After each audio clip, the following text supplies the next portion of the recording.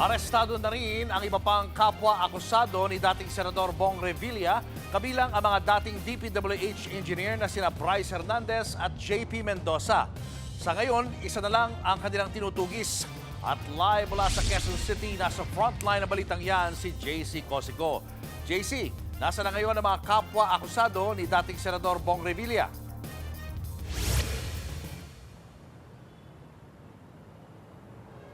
Julio, sa mga oras na ito ay nariyan na rin sa New Quezon City Jail Mel Dormitory itong sina Bryce Hernandez, JP Mendoza, Juanito Mendoza at RJ Dumasig. Pero bago po yan ay nagpunta nga sila dito sa Sandigan Bayan para doon sa return of warrant.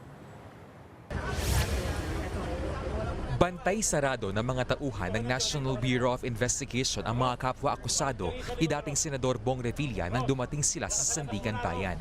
Unang pumasok si dating Bulacan 1st District Engineers RG Dumasig at ang dating DPWH Bulacan 1st District Engineering Office Finance Section Chief Juanito Mendoza.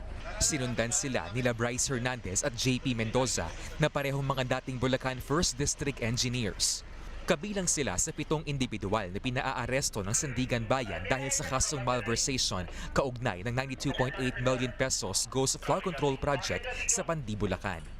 Sa desisyon ng Sandigan Bayan 3rd Division, dinala ang 4 sa New Quezon City Jail Mel Dormitory sa Payatas. Pero ang kampo ni Juanito Mendoza may hiling sa korte na manatili ito sa kustodiyan ng NBI dahil sa nila'y grave medical condition. Ayon sa kanyang abogado, may diabetes at heart condition si Mendoza.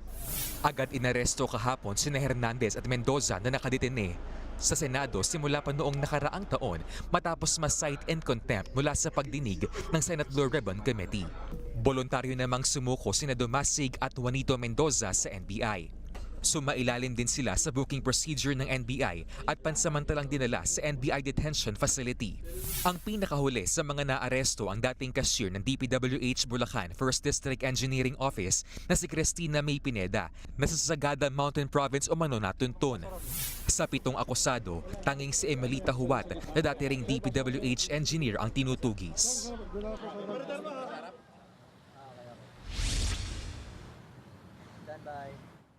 Nakatakda yung pre-trial at arraignment ng mga accused sa Biyernes, January 23. Balik sa inyo. Maraming salamat, JC Cosico. Mga kapatid, Julius Babaw po.